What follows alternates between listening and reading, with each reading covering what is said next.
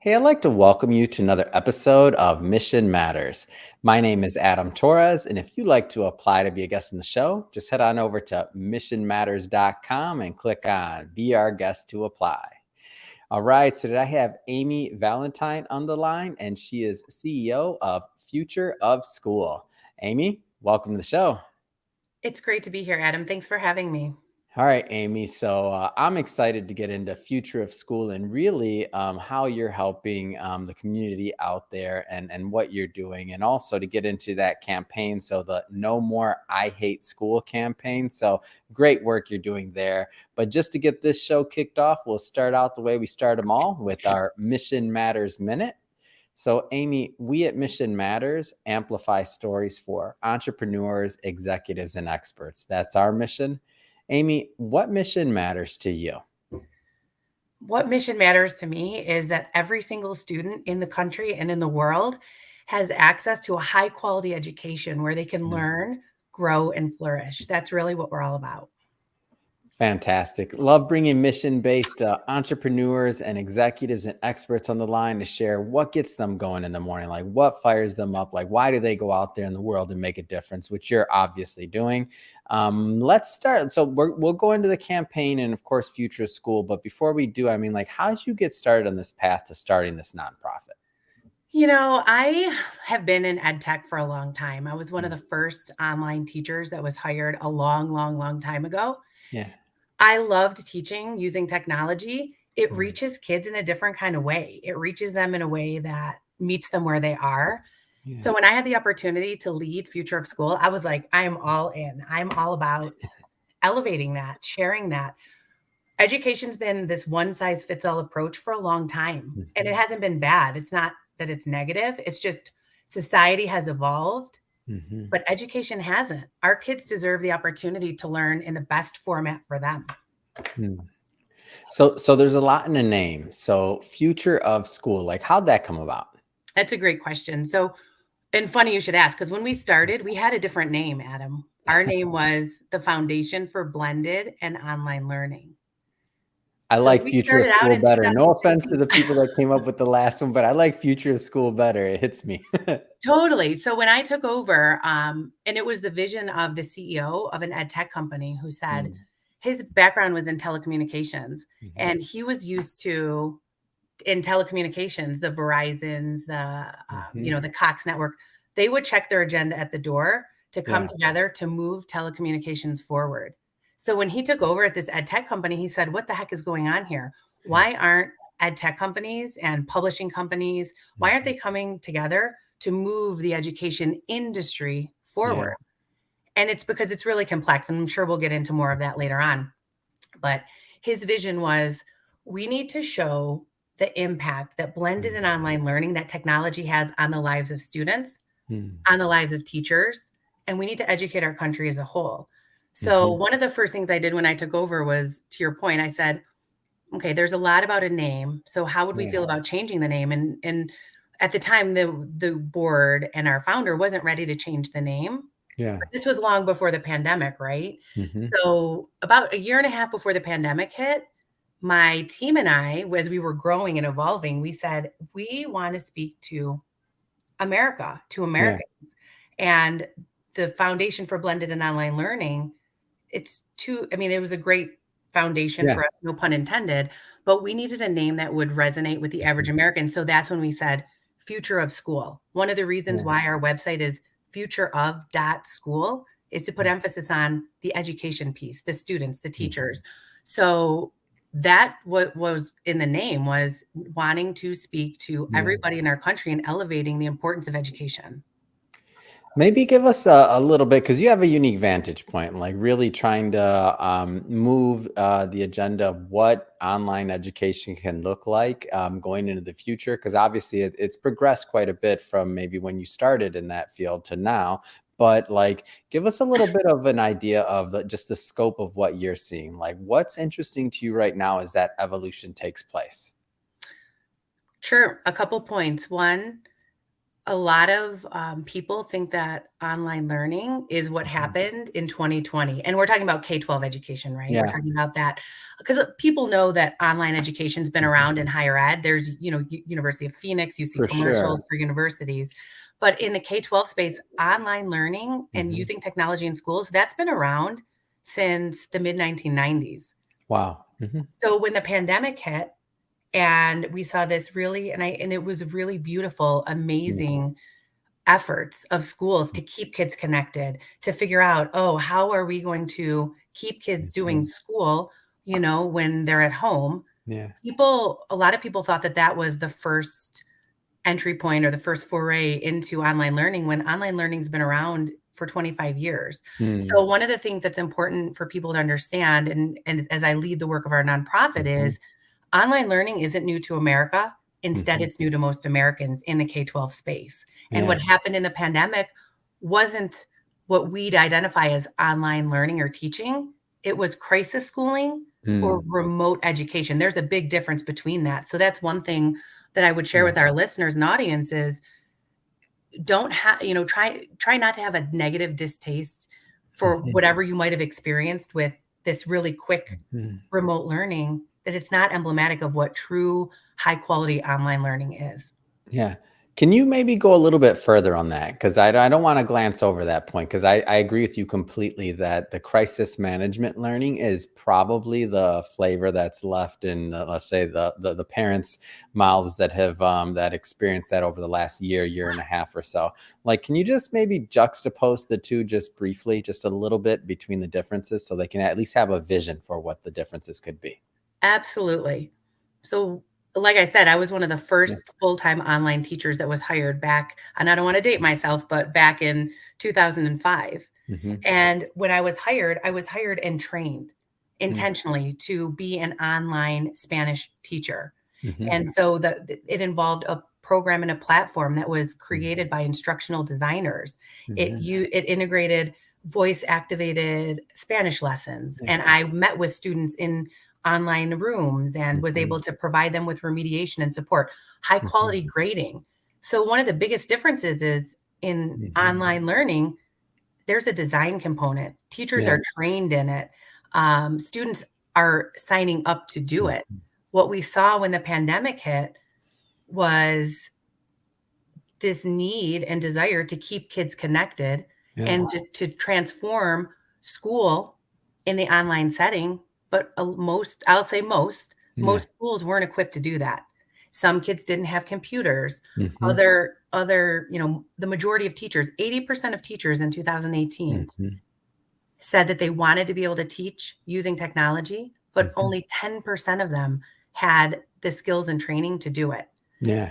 So they were using Google Classroom and Zoom, and they were, Mhm, creating schedules and really replicating the in-person learning mhm. online, and it was frustrating for parents because their kids were then online 4, 5, 6, 7, 8 hours a day, and that's not what happens in online learning. There's offline learning, reading, Mhm, practice. So there is a big difference because of the intentionality, the mhm. training, and the volitionally signing up to do it. Mm. Oh, I get it. I get it completely when you say that. It's not just saying, "Hey, be on, a Zoom call or whatever the classroom is for now for your 7 hours and then it's done." So it's a completely different experience for retention and for how kids should be engaging there. So I get it. As soon as you said it, I'm like, "Oh, now I understand." Like there should be offline, there should be reading, there should be other types of engaging Mhm. activities, but the design component is, in my opinion, what makes the difference between the two. Yeah? Yeah. Yeah. It's a Awesome. great question. Awesome. So, shifting focus slightly here. So the "No More I Hate School" campaign. Now that was when I first heard that title and saw it, I was like, okay, now there's a story behind this, and I need that. So, what's the story behind this? There's 56.6 million stories behind it, Adam. That's how many kids are in our K-12 Yeah. schools, and I am not by any means saying that all of them or even the majority of them hate or don't like school. Hmm. That's not the point. The point Yeah. is every child deserves to learn in the way that's best for them. This Hmm. one size fits all with, pencil and paper and books, Hmm. it doesn't work. And one of the silver linings of the pandemic, if you Hmm. will, was this ability for parents and caregivers and adults to witness Yeah. how children are learning. And so it really elevated the importance of Mhm. education, and teachers will tell you that kids, they hear kids say, "I don't like Mhm. school," or "I hate school." Parents hear it, adults hear it, Mhm. or, "School, I don't like going. I don't wanna go. I can't wait for Yeah. summer break." So what we did as a team was we were hearing this. We were hearing this about Mhm. remote learning. We were hearing this about in-person learning, Mhm. and our team came together and said, "How why is it that we've become so desensitized Mhm. to the voices of children?" One of the Mm. hallmarks of our organization at Future of School as a nonprofit is elevating the voices of students, Yeah. elevating the voices of teachers. It is the only industry where the end users aren't heard in the way that other clients, Mhm. customers, or end users are. Mhm. So, what we would hear from kids, and I went on a series of school tours as a Mhm. guest teacher, were these negative comments about school. And Yeah. so the No More I Hate School campaign it's a reality check. It's a Mhm. reality check of, if we allow kids to say it without A, listening to them, Yeah. B, bringing it to our collective awareness, and C, giving them some tools and resources to Mhm. replace those negative statements, it's just gonna continue to swirl around, and Mm. we shouldn't continue to do that. So it's we're taking it on kind of as an organization as, it doesn't matter what kind of school you're in. If you have Yeah. a precept that you don't like it, even if it's one little sliver of it, if you say it, that will manifest Yeah. itself. So let's work together to create a better awareness and give schools, parents, and students tools to change that narrative. Amazing. I think it's a great and it's an ambitious task at hand. And tell us a little bit more about maybe just the rollout and kind of how you've been introducing this concept, because I think it's really interesting. So in the spirit of our organization with Mhm. Future of School, we found ourselves always building the train while we're building the Mhm. tracks. So we're Oh not yeah. like a traditional organization. The future of school as a Mhm. concept will be determined upon what's happening. What are schools doing Mhm. that's working? It's not us saying, here's a playbook and a script of what Mhm. you can do to be a future ready school. It's we want to share the stories of what's working. So Mhm. the same goes for No More I Hate School. We're starting out with providing simple resources to Mhm. parents, to educators, and to students. Mm. And those resources will be a very simple toolkit that will allow them to have kind of Mhm. a framework for having a discussion or having a Mm. pep rally at the school, bringing to light almost like like when I was in school, which again, I don't want to date myself, but there was the drug awareness campaign, Oh DARE. yeah. Stop the war on drugs. I remember that. Mhm. Yeah. Yeah. I mean, again, the It was severity of it is effective. If we're talking different. about it, X amount of years later, it does. It sticks with people. Yeah, we remember DARE to keep Mhm. kids off drugs. We Yeah. remember Moms Against Drunk Driving, MAD. Mhm. So there is only positive that can come from going into schools Mhm. and providing professional development, training to Mhm. teachers and staff. Sure, I'm not talking 10, 20, 40 hours. I'm talking Yeah. 1 to 2 hour training where then you have what you need to have a pep assembly to bring out the best Mhm. in kids, to encourage them not to Mhm. say that, to encourage them to find what works for them in their school, or to encourage Mm. them to see the struggles Yeah. as learning opportunities. So how can people get involved with the campaign overall? Like whether they're teachers, their parents, educators, like how do people get involved with this? It's a great question. We are literally putting the website up this week. We have our Future of School website, obviously, and we have hot Mhm. off the press resources, which we're loading onto our website this week. And again, it will be most effective with Yeah. the input from the stakeholders, with input from Mhm. parents and students. So we'll have it up on our website this week. They can find us at Mhm. futureof.school. And we want to create a social media blitz around it as well. We want Mhm. to spread the word. This is about spreading the word. It's about encouraging and Mhm. fostering positivity, not toxic Yeah. positivity. Because if that were the case, our campaign would be called I Love School. And Yeah. we're realists, right? We want kids, pie in the sky. Mhm. I think everybody would want and hope that kids would like, at least Yeah. at the minimum, like, if not love to learn. Yeah. But it's too idealistic to expect them all to love school Mhm. when the way that they've been learning is different than what society reflects and what the Mhm. workforce needs from them. So that's where we're trying to bridge that gap. Yeah, and just for context for everybody that's listening or watching this even into the future, we're recording this in early January of 2022. So depending on when you're listening to this, those resources will already be on that website. So definitely go over there and check that out. Um, so Amy, just want to go maybe a level deeper also in future of school and the mission there. So of course, this is one campaign, but maybe tell us just overall a little bit more about future of school and your vision. Absolutely. And I'll go back to our genesis. I think it's Mhm. important to know when we were this traditional foundation, Yeah. the analogy that I use, Adam, is it was like as an organization, we were chipping away at an iceberg with a butter knife Yeah. because our country wasn't ready. Back in Yeah. 2016 and 17, Mhm. generally until a parent or caregiver has a child who struggles in in their K-12 education, Mhm. they move, there's an illness or there's a major life-changing event, Yeah. it it's easy to presume that a Yeah. child's doing well in school. Mhm. So until you have a reason or a need to change, this learning environment works. Yeah.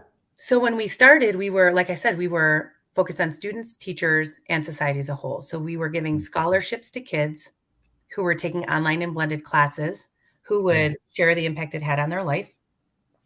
And I'll share with you one that comes to mind, a little bit of Yeah. a bird walk. We had a student who was one of our scholarship winners in Mm. 2017. She had cleft palate Mm. injury and she Mhm. was very open about it in her essay, from Yeah. fetal alcohol syndrome. Mm. So she had a speech impediment, but Mm. she was perfectly equal to her peers cognitively. Yeah. And when she went to high school, her high school counselor and administrator tried to put her Mhm. in remedial classes Oh, because of wow. her speech impediment. Yeah. And she fought and she said, I can take regular classes. Yeah. That combined with the fact that she was bullied at school, it just became Mhm. too much for her. Mm. So she left the brick and mortar school, Mhm. went to a full-time online program that was Mm. offered, and she flourished. She could be who she was. She Yeah. wasn't judged. Nobody told her what kind of courses she had to take. She could take whatever Mhm. classes were best aligned for her. Wow. And she went on to graduate, to go Mhm. on to vocational school, Mhm. and now to be managing, a spa and Wow. salon and teaching people cosmetology. That was her passion. And Ah. she says, "If I didn't have the opportunity to go to an online school, I don't know what would have happened to me." Meaning, Mm. maybe she would have dropped out. Maybe she would Yeah. have taken a path that wasn't gonna let her Mhm. be her best self. Yeah.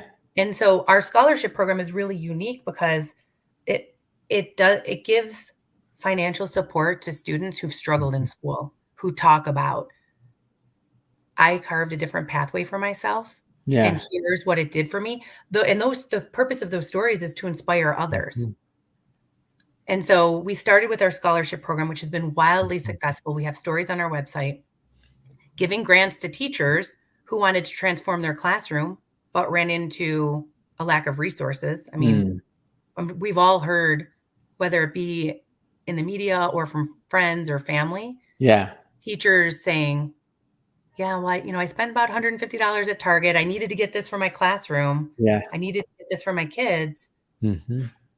Teachers already, they already divest a lot of time and energy. So we wanted to Mhm. give them financial support to completely transform their classroom, Yeah.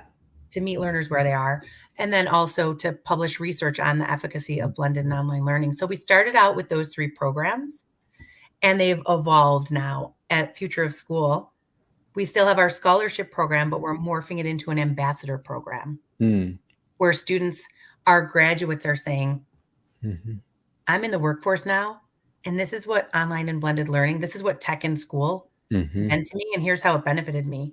In our 2020 scholarship cohort, both of our last 2 years of scholarship winners, Yeah. we have students on video saying, "The only aspect of my life that didn't change during the pandemic Mm. was my education." Wow. Which, like, That's mind blowing, that statement. Well, yeah, because what we Mhm. see oftentimes is the opposite of that, Yeah. how the pandemic has negatively impacted education and kids. Mhm. But really, we see it, and I'm an eternal optimist anyways. Like, I used to Yeah. say I was a glass is half full. When the pandemic hit, I'm like, "Okay, the glass is overflowing." We have so many really great opportunities Mhm. for transformation Yeah. that if we don't use this right now as an opportunity to Mhm. meet students where they are, to listen to them, to hear what they have to say, to address their needs as a, Mhm. individually and collectively, then it'll be a missed opportunity. So, Mm. student ambassador program, giving grants still to teachers, but also to Mhm. schools. We we function like an education intermediary. Mhm. 100% of all of the money that we raise can Yeah. go directly back to student scholarships, can go directly back to grants to teachers and Mhm. schools, and also to research, to Mhm. surveys. Really, what are teachers saying? What are students Mhm. saying? What do parents need? We're creating a parent portal right now where parents can connect with seasoned, experienced parents Yeah. of kids who have taken online and blended classes, or kids who Mhm. have children who have a learning disability, or they have Mm. children who have special needs. Mhm. When have we ever seen a forum or format for parents to connect with parents Yeah. to find out, "How can I do this?" It's not, it's again, it's changing that Mhm. narrative. It's not, "I can't do this," it's, "How can I do this?" I need the support. We wanna be able to be that vehicle and mechanism Mhm. for that. Tell me more about the design of future of school, specifically from the user's point of view. And I love that point that you made earlier in this conversation about like education is one of the only things where the end user isn't really kind of, this isn't your words, it's mine, but like consulted on that process, and they don't have the most say in this. So tell me a little bit more about like what that end user experience looks like in this case. And so the end user in terms of And the parents, education students, and part, the teachers? portals and everything else, like how they're actually taking classes, like that part of things. So you're saying within the student population or through future of school? Future of school. Mhm. Okay, great. Yeah, that's a great question. So we, as a nonprofit, Mhm. we're transitioning from grant making to public Mhm. charity. So it's Yeah. our vision, or I'll say my vision as the Yeah. leader, to be the Make-A-Wish Foundation Mm. of the nonprofit sector for Mhm. education. Yeah. So when we, and obviously Make-A-Wish, they're in the healthcare on the health side, right? In Mhm. the spirit side. So by meeting students and teachers where they are, we wanna be able Mhm. to empower them and give them what they need. So Mm. if we were to gain $1 for Mhm. every K-12 student in our country, we Yeah. would be a $56.6 million Mhm. nonprofit where we could take those funds Yeah. and give them back to either student scholarships, student Mhm. ambassador program, a student training program that Mm. then would help prepare students for the workforce. That's the ultimate goal, right? Mm. Is you hear mid-sized employers, all employers, but most Yeah. recently mid-sized employers saying we can't find employees that have the skills that we need. Mm. Online and blended learning, the skills that that cultivates and develops in students, Mhm. it mirrors the skills that employers are saying they need and want. Yeah. Independent thinking, adaptable tech skills, Mhm. the ability to be an advocate for themselves. Mhm. So why wouldn't we catalyze K-12 education using technology? So Yeah. at Future of School, we don't have like a framework. We don't say, "Okay, here school, Mhm. this is how you're gonna do it," because schools are different, communities are different, Totally. Every school system, every like, yeah, for sure. and that's been one of the challenges with philanthropy is Mhm. looking for, okay, we're looking for scalable change. Yeah. We'll find ourselves in the same position we've been in with this one size fits all. Mhm. So our role at Future of School is to empower and elevate the voices of students, Mhm. teachers, and parents to find out what do they need and how Mhm. can financial resources be allocated in a different kind of way.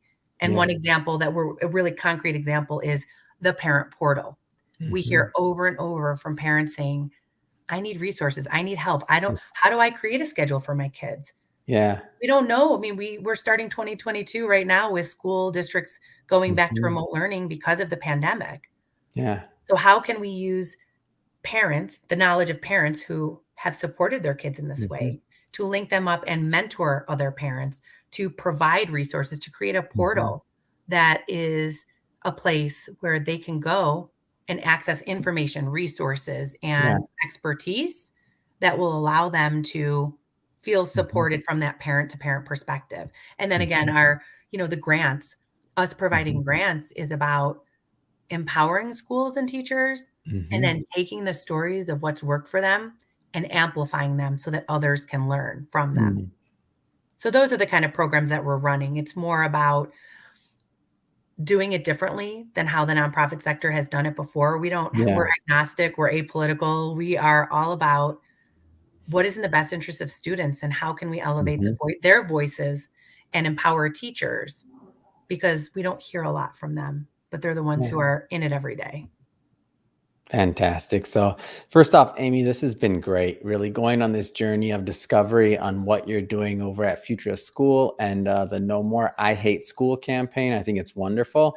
I mean, what's next? I mean, what's next for the campaign, for the nonprofit? Like, what's on the agenda? What's next?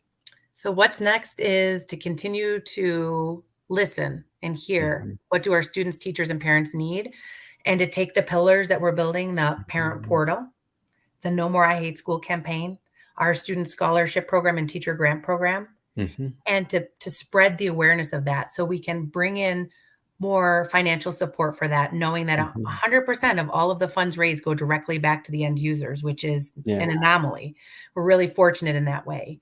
And to make education a top Mhm. priority in our country, Mhm. to make that be one of the fundamental hallmarks of what we talk about Mhm. this year, to talk about that it can help support Mhm. preparing our workforce so Yeah. that, pie in the sky that our employers are saying, gosh, these kids are coming out into our workforce more ready than they've ever been because they've Yeah. had exposure to learning in a way which reflects how they're going to learn and what they're going to be able to contribute when they enter the Mhm. workforce. And so that we create a citizenry of Mhm. people who want to contribute, who have the opportunity to contribute the Mhm. skills so that they can learn about what they're interested in and come up with a cure to Mhm. cancer, to come up with the next great invention that's patented that can help take our society to the next Mhm. level. And so, Amy, how can so there'll be a lot of people watching this, and maybe some like to get involved. Like, how can people get involved overall, and what's the best way for them to do that? The best way is to visit our website at Mhm. futureof.school. We Mhm. always invite and welcome wisdom, work, and wealth. People Yeah. have different ways of giving, right? Nonprofit leaders, they have different needs. And our need at Future Yeah. of School are those three partnerships, Mhm. spreading the word, and financial support to go back to Mhm. help. So you're welcome to visit our website, futureof.school. I Mhm. also invite people to reach out to me directly through my information's on the website as Yeah. the fearless leader of Future of School. And we have a really strong team that works together with me to be able to Mhm. facilitate and support the programs that we offer. Mhm. So, however this message speaks to you, whether it's Mhm. you're a business owner that says, "Yes, I am on board. I want to help support. I want to make my charitable Mhm. contribution to this." Find us at futureof.school. If you're a parent who says, "I'm going to be waiting for that portal. I am going to be waiting for that portal to be posted when it's done," we'll put you on our distribution list. Mhm. If you're a student who says, "I have a story I want to share because Mhm. my life changed by Mhm. switching schools or finding this program or bringing this program to my school." We have a lot of Mhm. scholarship winners, Adam, who they changed the infrastructure of Mhm. their school by being an Wow. advocate for themselves. So students, really, and my team, we have this conversation Mhm. out there like, who are our stakeholders? And I say, everybody. And Yeah. they're like, okay, well, you're really aspirational. And I said, well, we have to be. The future of school is the future of our students. It's the future of our country. It's the future of our workforce. Hmm. So we all should care in some way, shape, or form. Well said. And on that note, we will, of course, put the website, contact information, all of that in the show notes because I definitely want my audience to go check that out and to support. Like as you mentioned, either with donation or with wisdom or with contacts, connections. I mean, all partnership opportunities, like lots of different ways to get involved there. So definitely want everyone to go check that out. And speaking to the audience, if this is your first time with Mission Matters, we're all about bringing on entrepreneurs, executives, and experts and having them share why they do what they do, like what gets them fired up, like what gets them going out there into the world and into the marketplace, and really getting them to create these win-win situations and these winning opportunities for all involved. So if that's the kind of content that you like or that you want to hear more of, we invite you to subscribe to the show. We have many more mission-based individuals coming up, and we don't want you to miss a thing. And Amy, really, it has been a pleasure, and I look forward to doing all we can over here to get the word out about the No More I Hate School campaign, and of course, future of school. So wishing you much continued success with both. Thank you, Adam. It's been a pleasure and an honor to be here.